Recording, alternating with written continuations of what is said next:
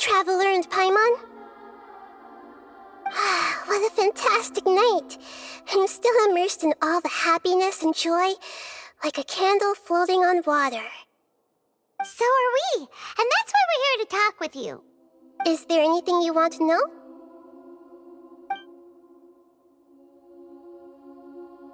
After recent events, the Akasha can no longer function as it used to. I've given it some thought, and have decided to shut it down permanently. But this is definitely not a bad thing. Even from the beginning, I've been planning to shut it down. The Akasha's centralized administration of knowledge has always restrained people's curiosity and curtailed the number of paths available to them. I don't think this is good for Sumeru. Although people may initially feel a little uncomfortable with the loss of the Akasha, they will soon understand that this life is more suitable for them. And as for the future of Sumeru, I'm preparing to regain control of the academia. The former sages have received their punishment, but the new sages have yet to be selected. I will oversee the process personally. I hope that the new 6 great sages will be more focused on academics. Sumeru needs such leaders more than ever. The other big issue is the people of King Deshret.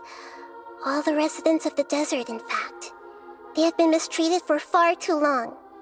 I've already taken some measures to address this. It will take some time to rebuild everything, but no matter if it's culture, friendship, or trust, we will rebuild it. You mean, what happened after the doctor put you to sleep? Not exactly. The top-ranked Fatui Harbingers, up to number 3, possess power comparable to that of gods.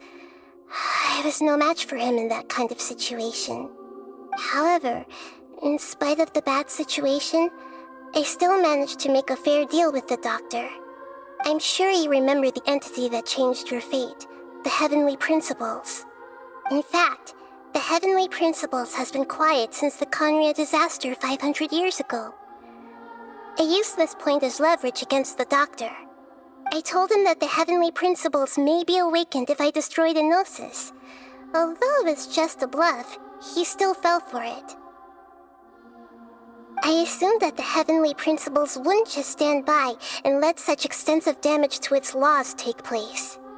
And as for what I exchanged for the Gnosis, the exchange served as both punishment for the doctor as well as a boon of new knowledge that I couldn't refuse as the God of Wisdom.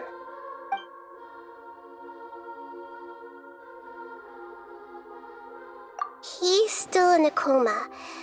I've hidden him like how one would hide a feather. I know you have many misgivings about him, but as someone who had become a god, he has retained a number of very useful features. Don't worry, I'll keep an eye on him and make sure he doesn't do any evil. In addition, there are still some mysteries left in him. Some things may be very clear from my perspective, but he is still yet to understand them himself. His future will be determined by fate.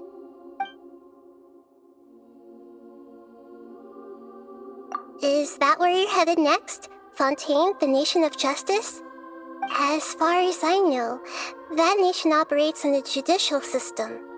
Does their Archon personally judge people? No, there's a Chief Justice in Fontaine. Generally speaking, the Hydra Archon, Focalor, won't preside over individual trials. However, even then, Focalor will still make herself present at just about every trial.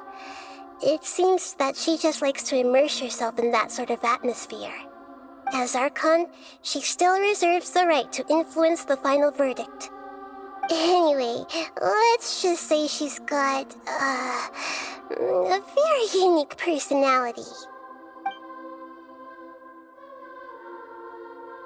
Are you sure? Isn't there something else you haven't asked about yet? Huh? You mean... About your sister.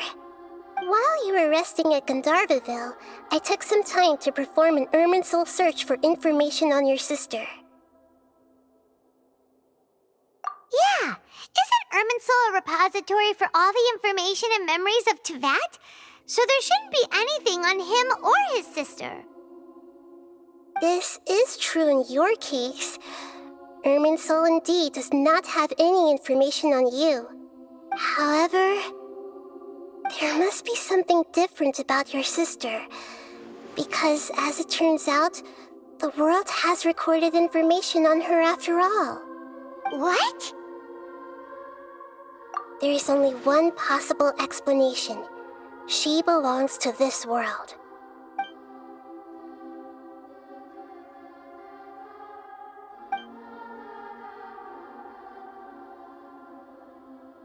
But nothing about this makes any sense! Wasn't this your first trip to Tevat? According to the records I was able to access, your sibling suddenly appeared in Conria. After the Conria disaster, she began her journey through the 7 nations of Tevat. But just as her journey was about to reach its conclusion, the Irminsul records on her suddenly become fuzzy. What do you mean, fuzzy? Did something happen to her? All I know for sure is that somebody, for reasons only they can know, is deliberately obfuscating her fate. And whoever it is, if they can do that, who knows what else they're capable of. But even that wouldn't explain how she somehow comes from this world. Something else I noticed was that according to these records, the Fatui have not classified your sibling as one of the Descenders. What's a Descender? Paimon's never heard of it. Look, I'm sure you must be curious about the information I received from the Fatui in return for my gnosis, right? A very important part of the intel was about this world's Descenders. External beings, ones that don't belong to this world. Traveler, you are Tevat's 4th Descender. Huh? So the Fatui count 3 other Descenders before the Traveler, and his sister isn't even one of them? That's right. My current hypothesis is that the first Descender was likely what we now call the Heavenly Principles. As for the other Descenders, I still need to verify their existence. It could take me some time. Paimon's head's about to burst from all this crazy new information. And yet, even knowing all this, I'm sure you must still have a lot of unanswered questions. I must say, I truly regret that I can't help you more as the God of Wisdom. There are many questions in my heart as well. I will need some time to go through each one of them. And soon, you'll also begin your journey anew and depart from Sumeru. I'm very interested in your future. It's a journey that can't be observed or recorded by this world. If fate is the ultimate knowledge, then your future will be the ultimate fate. Paimon's sure glad we got to meet you, Nahida. The pleasure is all mine. I can't thank you enough. Alright, that's enough talk for today. If you ever miss me, just close your eyes, and maybe I'll appear in your dreams.